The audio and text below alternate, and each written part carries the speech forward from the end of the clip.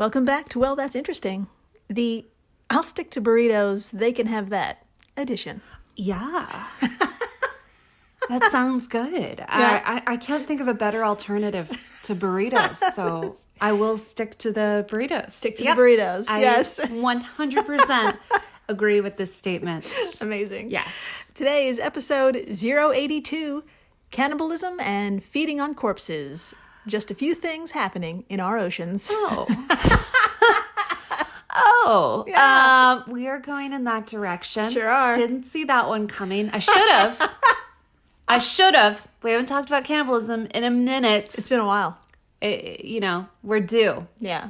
And here we are in the ocean with cannibalism. That's right. Amazing. Let's talk about it. Only on this show. Only on this show. I'm Jill Chacha, and I am with the non-cannibal Marissa Riley. Thank you. Yes, currently non-cannibal, but you never know what the future holds. True. If we go through a zombie apocalypse, we might have to eat each other. It's true. So it's not off the bingo card. it's not off It's not. the bingo card. No, it's not. It 100% might be something we have to do. Yeah. So get comfortable with it. That's right. Like later this year. Yeah. Who knows? You know? It could be sooner than we think. Yeah. If this is your first time listening, welcome to the flock. Welcome. Dr. Riley here comes in cold and learns everything in real time, just like you. It's true. I had no idea what we were going to talk about. And now that I do have an idea, I am sweating and honestly excited. I love cannibalism. It's always a good time. Yes. It might be a little one-sided, but yeah. Yeah. I mean, I like to hear stories about it and not be anywhere close to it. It's like spiders. Yeah. Yes. Yeah, we're not going to be anywhere near the cannibalism or the feeding on corpses. Thank God. Yeah. Thank God. It's non-human related. Wonderful. Yeah. But before we literally dive into some fascinating and kind of disturbing discoveries about what's happening between sea creatures as we speak, first, we're going to take a bit of a detour and focus on the sky for a minute. Oh, okay. And this is thanks to a member of the flock. I love our flock. We're the best flock. If you're a longtime listener, you've heard this name before. She's fucking awesome and a dynamite contributor. I'm talking about Lauren Nayert. I love Lauren Nayert. What a hero. I am obsessed with you, Lauren. Yes, back in the day, Lauren DM'd us on Instagram about a real-life superhero / grown man dressed as a ninja who tries to fight crime in Arkansas but doesn't own a car, so he walks to the crime. That's right. How could I forget? Called Shadow Vision. Good times. We covered that dude, and yes, we've got another gem thanks to Lauren. Big thanks. Huge for sending this in. Big thanks. So I don't even know what it is, but I'm already pumped. I know, I had to pause. Today is March 23rd. Okay. And it just so happens to be National Near Miss Day. What? Yeah. What does that mean? National Near Miss Day. Yeah. Move over Christmas. Step aside Hanukkah. Dr. Marissa, we need to tell the good folks out there about this glorious holiday. So please, would you like to take turns reading from our rock solid source, nationaltoday.com? Nothing would make me happier than to read from nationaltoday.com. That's right, about Near Miss Day. Let's do it. Near Miss Day. Let's talk about it. Quote. Oh, no, this is a weird big word. Okay, I'm going to sound it out. Also, Jill wrote it phonetically. What a hero. Asclepius. Nailed it. All right. Quote, Asclepius is an asteroid with a diameter of 0.4 kilometers, comparable to the size of a football field. Oh, I don't like where this is going. On March 22nd, 1989, the year I was born, Asclepius passed by the Earth at a distance of almost 500,000 miles. However, scientists only discovered this after 9 days. End quote. Yep. That's alarming. That's like Yes. learning that you were just hit by a car, like 9 days later. Yes. Except instead of a car, it's a fucking asteroid the size of a football field. That's right. Yeah. Whoops. They saw it 9 days later. Now, just pivoting away from the website for a moment because I want to put that distance into perspective. Okay. 500,000 miles seems like that's far away as fuck. Not in space. No, see? In space, numbers are so different. Yes. Yeah, like, for example, my friends, the moon is only 240,000 miles away. And that's not far. No. You see it all the time. It's right there. It's very big. It's right because there. it's close. That's right. That's 240,000 miles away. Asclepius was just a little double than that. So that's very, very close. That's so close. Yeah, that's so close. Did anyone see it? 9 days later. Ah! It passed by. Anyway, so I know what you're thinking. What would happen if Earth was in its trajectory and it hit? It's a great question. We should read on. Excellent. Quote, many geophysicists believe that the collision of Asclepius with the Earth would have wreaked havoc, resulting in the release of energy comparable to 600 megaton atomic bombs. That's, whew. 600 megatons. 600. Yeah. Luckily, I wasn't born yet. So, I wouldn't have been there. And as an only child, that means this is not applicable to me. Just kidding. This sounds horrifying. Sounds horrifying. Continuing with the quote, the reason this day has great importance is that the Earth nearly escaped from an apocalypse. Sorry. We all got a second chance at life. We did. Please continue, Dr. Marissa. I would love to continue.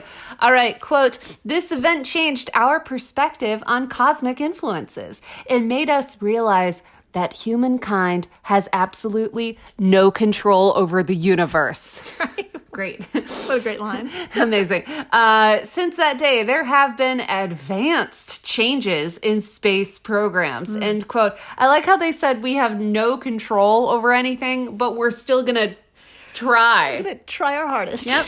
We're going to advance the space programs. So at least we'll know when we're about to die. Exactly. We're going to see it coming. So what would we have done, though? What would we have done? I don't know. Yeah. So that's a really good question. So I gave the question, who watches for asteroids at Google? Yeah.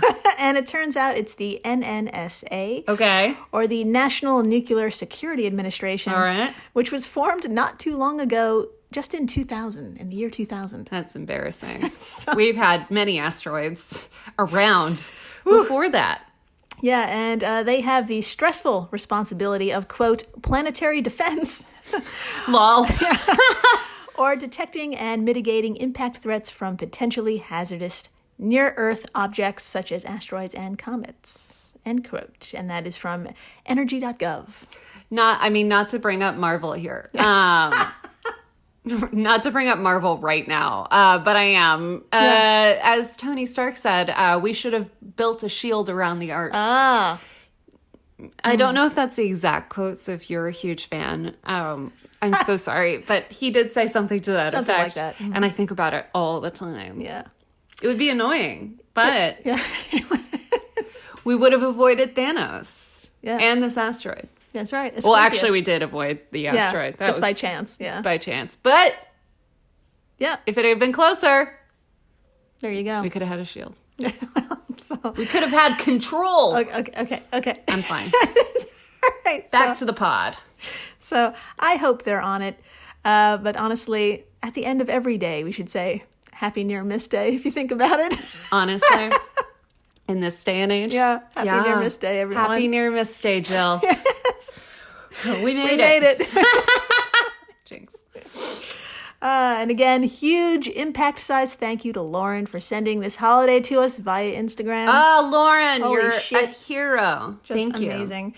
And y'all, if any member of the flock out there has something they think is interesting, just send it this way. Email us or message us. Details are in the show notes where you can reach us. We will read it and we will be obsessed with it. Yes. And we will thank you and send you a cute message. Yeah, exactly. I will smush it into my notes and I will try to make it as transitional as possible.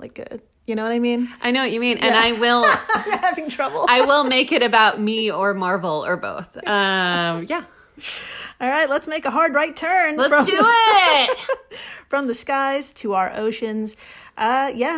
Here's another scary place. I mean, honestly, my friends, for a lot of people, our oceans are scary. Yeah, but okay, question before we go on. What do you think is scarier, deep sea or space? Ooh, that's a good one. Yeah. God, I think we are going to cover this in a few weeks. Okay, so I can save that question. I'm going to say space.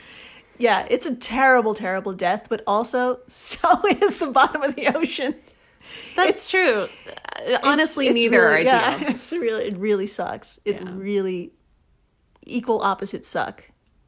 Yeah. Put it on a tote. Put it on a tote. Listeners, if you have any thoughts on this, write into us. Where would you rather implode? Space or the ocean? Team space or here. explode. Yeah, exactly. Yeah. Team space. Jill, you can represent team both. Oh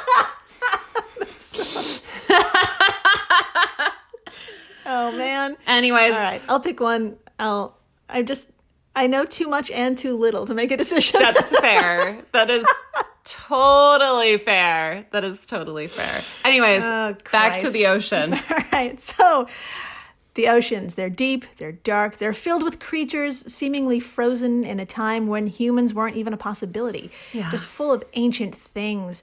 But here's some good news. We don't live there. Yeah, it's nice. And we don't have to experience, from our viewpoint, the cutthroat, violent, unforgiving behavior it takes to survive in that environment. Yeah. And we don't have to feast on rotting corpses either. Well, not yet, anyway. Yeah, we just feast on corpses that come from Seamless. That was dark, man. That was dark. We do. It's animals. Yeah. If you think about it. Yes. I ate one today. It was a turkey. Turkey had it coming. No, I'm kidding. That was dark. I'm sorry. Keep derailing us. Back to the ocean. Let's do it. Today we have two stories about two creatures that, from a distance, look adorable. Oh. Seemingly harmless. Okay. Maybe even a bit boring. Ah. But recent discoveries about them both will make you think twice and say, what the fuck? Oh, no. Yes. Yeah. Oh, no. I know. Are you ready? I mean, yeah. All right. To begin,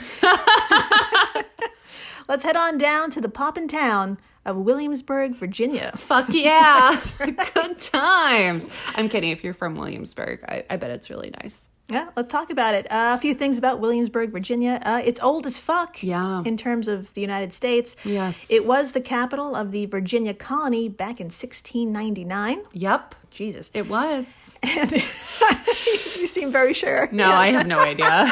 I don't know. And, quote, at its heart is colonial Williamsburg. I've heard of it. Yeah. An historic district and living history museum where actors in period costume depict daily colonial life in the streets, stores, and workshops, end quote, from our friend Google. Sounds like something to do. Yes, it's something to do, but we're not here to do problematic cosplay. No, no. We're at the William and Mary University, which also calls Williamsburg, Virginia home. And we're here with two researchers, John Allen, Associate Professor in William and Mary's Department of Biology. Amazing. And Karina Broco-French. Whoa, what a name. I know. Well done, Karina. Powerful name. Yes. Broco-French, who is a PhD student at the University of California, Irvine. She graduated from William and Mary in 2016. She's back and she's hanging with John in the Marine Invertebrate Lab. Fun. Fuck yeah. That's right. Fun. No, I bet it sounds fun. It sounds fun. Yeah. Bunch of tanks. Yeah, we're looking at a tank filled with juvenile Forbes's sea stars. Oh. That's right. And some good old-fashioned crabs. Yeah. Now, before we get into what a Forbes's sea star is and what it looks like, etc., Dr. Marissa, please tell us, what was their initial study and what bonkers event took place between the sea stars before anything could even start? I would love to talk about it. All right. John Allen told Joseph McLean of WM.edu, quote, "We were going to be culturing these juveniles to look at their reaction to predatory crabs and whether the sea stars changed their behavior in response to predator cues from the crabs. But they all started eating each other before we even introduced the crabs. So we had to scrap the experiment. End quote. The article, "You Didn't See This" on SpongeBob, wow, Cannibal Sea Star Babies, where the quote is from, went on to say, quote, the researchers then turned their attention to the more interesting phenomenon of sea star cannibalism, a behavior that, for the most part, had escaped notice among the scientific community. End quote.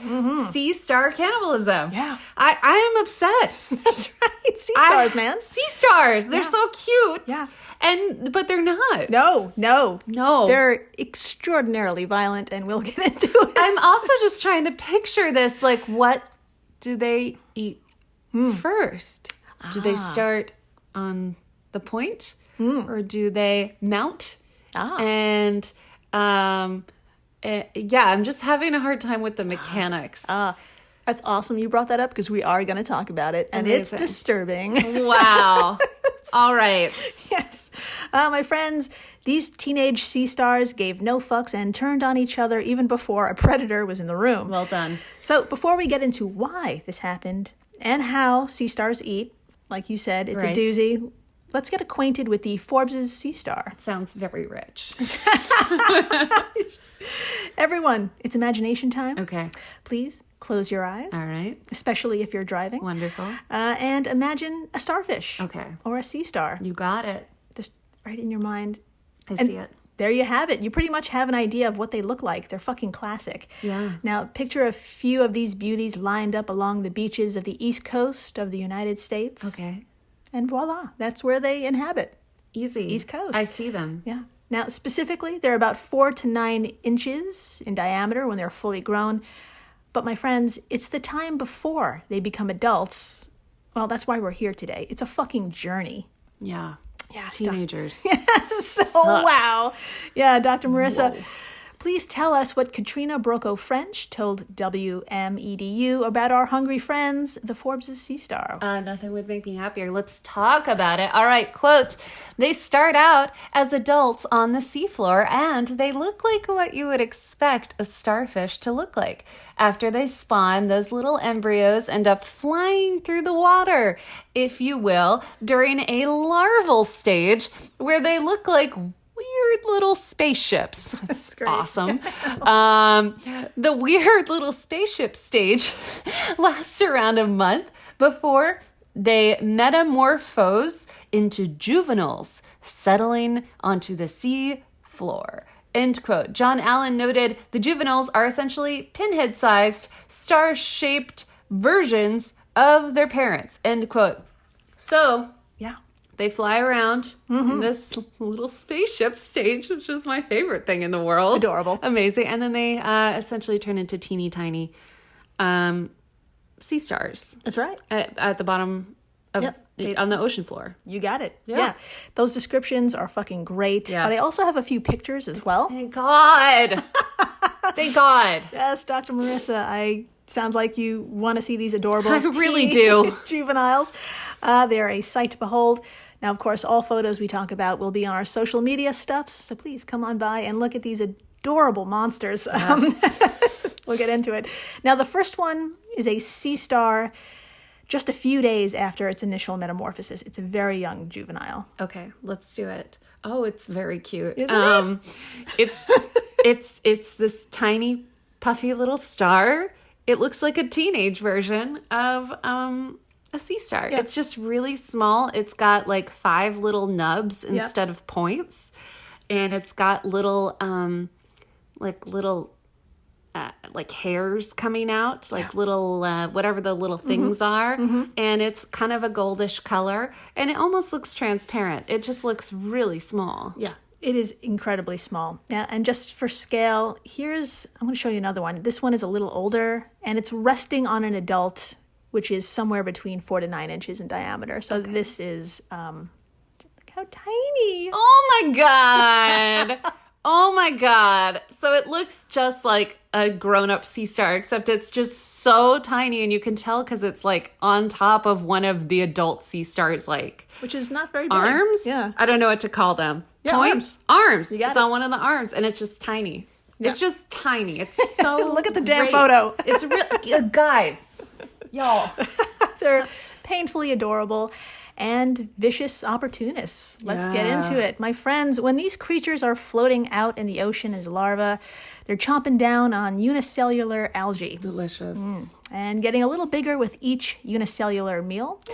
Eventually, they're large enough to settle down to continue onto their next phase. Okay. But I gotta say, honestly, that's all up to chance. To quote John Allen, when the spaceship lands, juveniles already present on the sea floor eat the larva. That's mean. I mean, it's so mean. Don't do that. Give them a shot. It's kind of rude, yeah. Now, this older, bigger kid eating the younger, smaller kid cannibalism has been documented before. Okay. What was new to these researchers were juveniles of practically the same size going at each other, and just how soon after transforming into juveniles, too. It was really just shocking, and there was just cannibalism everywhere. Cannibalism everywhere. Yeah. What a scary thing to say. Yes. Jill. I was also Wow. using my hands to emphasize it, too. Yeah, like claw hands Yes. and but vigorously shaking them. And I was like, oh my God, this is nerve wracking. So, Dr. Marissa, I thought we could tag team report on just how early dinner starts for them and how bonkers the sea star eating process is. I am so down. All right, let's do it. Okay, I'm going to start us off. Quote, Allen and Broca French recorded cannibalism among the sea stars as early as 4 days post-metamorphosis. I'm convinced that if they could, they would eat each other during the little spaceship phase, Broca French said. But unfortunately, I don't think they have the ability to do that until they turn into little bitty sea stars. Amazing. Speaking of which, the juveniles are so much bigger than the larvae that this form of cannibalism was not surprising. Yeah. But when juvenile eats juvenile action occurs, a sea star is taking on a meal roughly the same size as itself. Oh my God, pause. Yeah.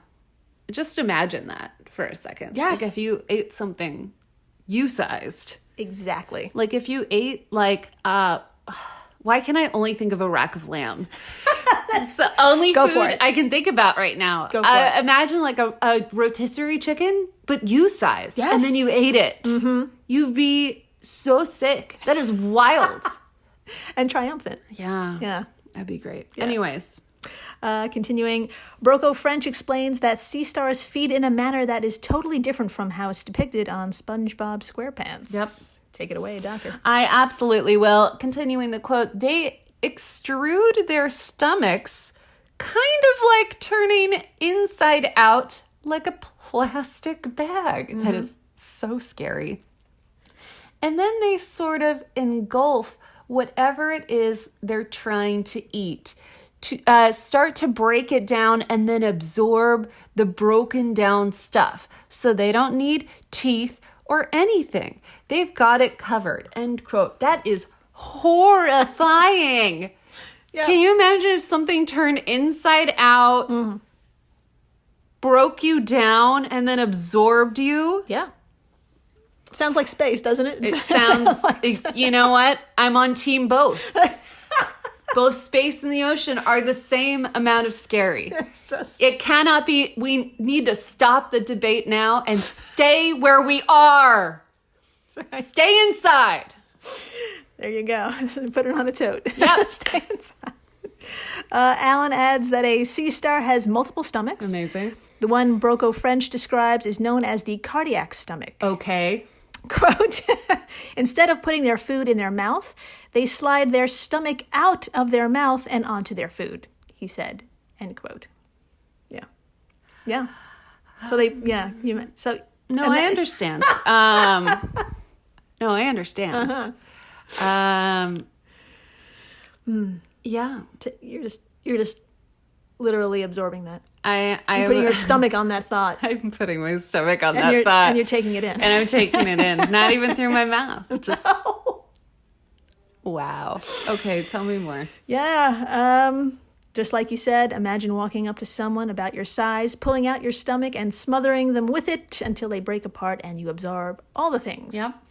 That's what's happening here. So, I know what else you're thinking. Why? Oh, I hadn't even reached that. Yeah, but why? Why can't they just eat other algae and crap with a mouth? Like a normal person. Like a normal person. Why eat each other? Life is hard enough as it is. Yeah. Well, according to Alan, eating your siblings gives you an edge. Okay. You're fed and end up with less competition. That's actually really smart. I know. I get it. Yeah. My friends, get this. If you're a sea star, you have a lot of competition. Female Forbes' stars produce 5 to 10 million eggs each year. I see. So there's just a lot of them. Yeah. And losing a couple, it's so hard to think about. That's really, we're broaching a lot of really tough ethical topics when it comes to these sea stars. I will say, if I could absorb my competitors in fields and have them both go away and be fed. Yeah. I mean, Microsoft does it all the time. Facebook. There you go. It's not as abnormal as you'd think. Yeah, we do it all the time. We do it all the time. More abstractly, I guess. Yeah. So, since we're on the topic of cannibalism, if you're wondering how common it is, Dr. Marissa, would you like to take a guess on how many species partake in the practice of cannibalism? Okay, I did Damn sneak it! a peek. I can't ignore that number.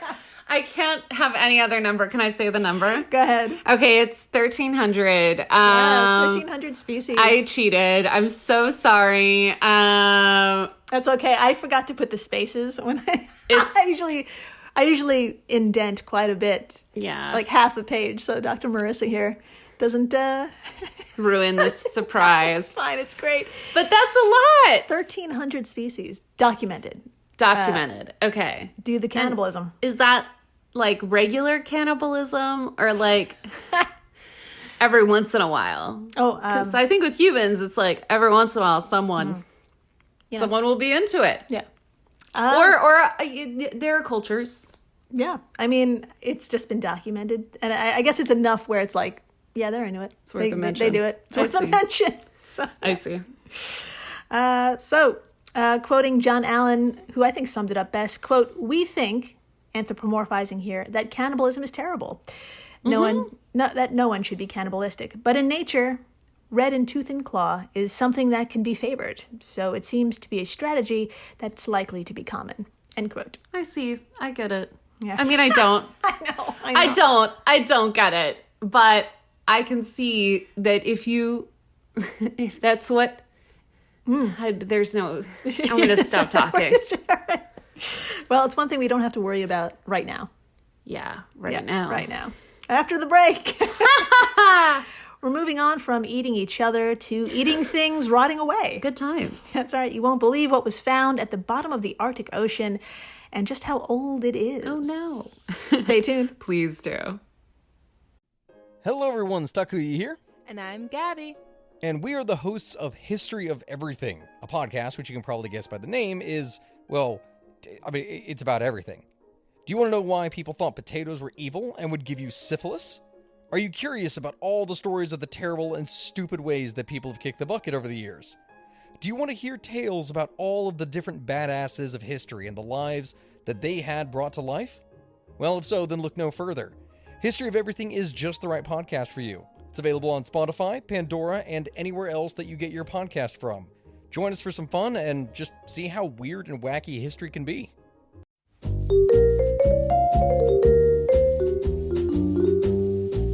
Have you ever wondered what really happened to Amelia Earhart or the lost colony of Roanoke? Do you ever find yourself scouring the internet for vicious Victorians and their murders by gaslight?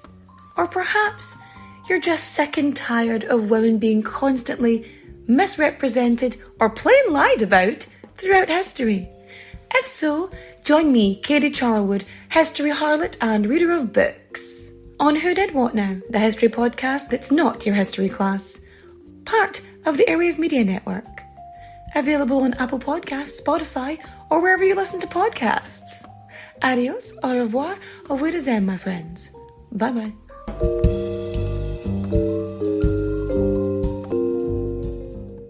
I'll be seeing you. Hey everyone, Jill Chacha here from Well That's Interesting, and I am absolutely thrilled to tell you about Spotify for podcasters. I use it, I love it, and it all started by downloading the free Spotify for Podcasters app, which has all the tools you need in one place to record and edit your masterpiece of a podcast. Spotify for Podcasters also distributes your show to all major platforms, so when you hit publish, your episodes will stream not only on Spotify, but I'm talking about the Apples, the Googles, Stitcher, Good Pods, the other ones. You get the idea. And you can monetize your podcast with no minimum listenership required. You could also set up monthly subscriptions and record ads just like this one. So what are you waiting for? Download Spotify for Podcasters today and start changing the world. Oh, and please, stay interesting. And we're back. We are so back. We're so back, and I hate to say it, folks, we're going somewhere cold. Why? I'm sorry. Why? And we're kind of in the middle of the Arctic Ocean. No. Oh, and we're a few hundred feet below the sea ice. Stop it. Why are you doing this to me? I'm just kidding. I'm fascinated. Tell me more. It's not great for us by any means, but for one creature, boy howdy, it's the fucking place to be. Of course. For There's always something Yes. that's living somewhere. There's stuff living everywhere. It blows my mind. This crazy. podcast has taught me there is something for everything. Yes, there's shit everywhere. It's wild. It's fucking shit everywhere. Yeah. But let's get into it. Where are we exactly? Why, we're on the seafloor. We're on the seafloor of no other than the Langseth Ridge. Nailed it. Langseth Ridge, which runs along a now extinct underwater volcano Oh, shit. and at the depth of 1,600 to 2,000 feet below. Okay, is it really extinct? This one seems pretty extinct. Okay, I because you know. say that a lot, I know. and then it blows up. Yes, Y'all, I know. no volcano is extinct. We're pretty sure about this one. Okay. And, until it's not, but it's pretty quiet. So there's a lot of evidence. We'll Okay, get into it. We'll it's get into quiet it. for now. Yeah, I get it. A few more things about this place. Everyone, picture Canada. You got it. Now point to its neighbor to the northeast. Say hi to Greenland. Hi. And now move your finger another 2 inches or so to the northeast. One more time on this mental map.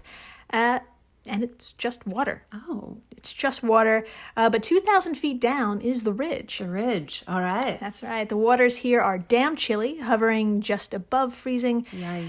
And once upon a time, when that volcano was active, if you can imagine chimneys, it had chimneys or thermal vents that warmed the surrounding area, providing heat, attracting animals, and that produced a kind of dynamic food chain. That is so cool. I can see it. Yeah.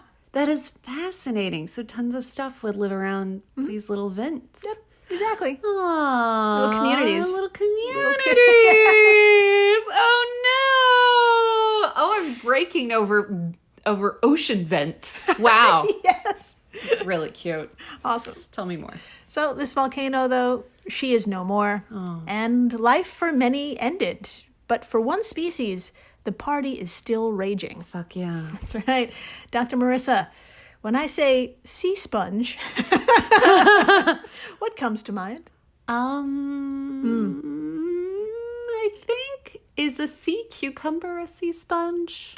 No, they're different. Okay, never mind. The cucumber kind of moves around, looks like a cucumber sponge, sea sponge. Is it, would you say it's like an underwater living being that looks like a sponge? Yes, yes. Is that kind of it? Exactly it. That's Awesome. exactly it. Picture a sponge, and you've got yourself a pretty good idea of what these animals look like. Nailed it. But what I bet you didn't know is that there's over 5,000 or So, known species of sea sponge. Is a sea sponge one of those things that's just been around Yes. forever? So they've just kind of perfected life and organs and reproducing and Yeah. and just don't need anything anymore. They just evolved to the point of like, Yeah, I know, I'm jealous. I'm jealous. They as just well. exist. It's so cool. That sounds nice. Yeah. So Wonderful. you took the words right out of my mouth, actually. No mouths, eyes. Sponges are basically filter feeders, Wonderful. which means they're crucial to a process called nutrient recycling throughout our oceans. And these motherfuckers have been around a long time. Do you want to guess how long they've been around? Billions of years. Not billions, but you're close.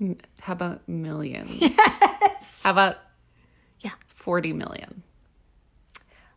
You can do more than that. 400 million. Oh, that's good. That's a great guess because they've been around for about 600 million years. Hey, look who got it. I also just want to say filter feeders. That sounds like the best job in the world. Just sitting around eating stuff that flies into your mouth. Yes. And then you recycle it into something else. Is that what's going on here? Yeah, you're lazy and a hero. That is awesome. That is awesome. Yes. I want that job. I want to be lazy and the best. Teach me the way. I want to be a sea sponge. Next life. Yes, aspire. I aspire. Aspire. Yeah. Okay, now 3 of those 5,000 species call this dark, deep, cold as fuck, nearly void of life ridge home. Now, Dr. Marissa, according to Mindy Weisberger of LiveScience.com, what did Teresa Morganti, a marine biologist at the Max Planck Institute for Marine Microbiology in Bremen, Germany, and a bunch of her colleagues, what did they find in this seemingly barren place? I mean, heroes, obviously, but I would love to talk more about it. Quote, researchers found thousands of sponges covering an area measuring 5.8 square miles. The scientists used a camera and sensor network called the Ocean Floor Observation and Bathymetry System. Nailed it to capture video, still images, and other data from these sponge communities. Stop it! Not only were there thousands of sponges clustered on the seamount peaks, many of them had grown quite large, reaching up to 3 feet in diameter. Oh my God. Mm-hmm. And many of the sponges were actively reproducing, showing substantial budding. You know it. Amazing. You know substantial budding. Wow. The scientists wrote in their study published on February 8th in the journal Nature Communications, end quote. So they're fucking thriving. Yes. They are reproducing. Mm-hmm. They're big. Massive. More reasons to want to be them. They're just confidently getting huge. Mm-hmm. and like doubling themselves. Yeah. I don't know how that process works. I can imagine if they've been around for this long, it's very easy. Yeah. And they don't need anyone. That's right. They're their own woman. They're their own women. And they are doing whatever they want. Amazing. They're so confident. They're so confident. I want to be them. I want to be a sea sponge. That's right, my friends. These researchers found a literal sea, a literal sea of sea sponges in a place where ScienceNews.org says, quote, there are virtually no currents to provide food, and the sea ice covers the water year-round, end quote. Wow. Yeah. So you may be thinking, all right, maybe did they travel there, like crawl? Yeah. Well, Teresa Morganti, the marine biologist, noted that sponges, they're practically immobile. They do have these microscopic things that kind of look like toothpicks called spicules that dig into the floor and slowly as fuck push their way around, right? Relatable. Yeah, but after they use them, though, they fall out. So, judging by the size of these things and their numbers, Teresa was like, this party has been going on for a while. Yeah. And we need to find out how the hell these things are surviving here. Yeah. They're living a lifestyle unlike any other sea sponge. The best lifestyle. Right. A lot of sitting. I'm into it. It's like they can move, but they choose not to. It's wonderful. Yes. What a life. So, my friends, when she completed her study, turns out how they survived all the questions, the answers are weirder than she even imagined. Oh. Dr. Marissa, please tell us, according to Richard Kemery of Science News, how and where did Teresa start the investigation? Let's get into it. All right, quote, in the new study, Morganti and colleagues turned their attention to the matted layer underneath. No, I'm going to start this again. Okay. In the new study, Morganti and colleagues turned their attention to the matted layer underneath the sponge colony, a smorgasbord of discarded spicules and blackened fossilized life, including empty worm tubes and mollusk shells. Oh, I see where this is going. To see if this thick mat was a food source, the team analyzed samples of the sponges, the mat material, and the surrounding water. The researchers also investigated the genetic makeup of the microbes that live within the sponge tissues and those in the sediment, end quote. So they're looking at the shit they're sitting on. You got right? it. Mm-hmm. And they're looking at them. You got it. And they're trying to figure out what are they eating. Exactly. And based on the title, I think I know. It's it's dead stuff. You got it. Yes. Amazing. Yeah. But before we get into the official results, wow, now I can't talk. Before we get into the official results, Dr. Marissa, would you like to see a few of these sponges and the yoga mat of material that they sit on? Yes. All right, here we Please, go. I can't wait to see my heroes. Please tell us what you see. I mean, it is what you think it is. It is big kind of sponges. They're kind of round, but some of them aren't, and that's okay. And some of them are brown, and some of them are kind of whitish brown, and some of them are really big, and some of them are really small, and they're kind of sitting on the ground, which looks like the ground. Yeah, isn't that weird? It looks like the ground. Looks like dirt if it was outside on somebody's yard. Yeah. And they're some of them are clustered together like they're friends, and some of them are alone, and that's okay too. Yes. I applaud these things, and I'm worried about what I'm going to hear next. Yep. So what are they on, and what are they doing, and what are they doing to it? Drum roll, please. My friends, carbon and nitrogen isotopes in the sponges matched those of the dead brown matter below them, suggesting, you guessed it, the animals were consuming it. Amazing. That's right. They were eating the dead stuff. Yeah. Like you said. You nailed it. Eating the floor. That's right. That's right. So how does a filter feeder eat something that's large and dead? I don't know. That's right. Good question.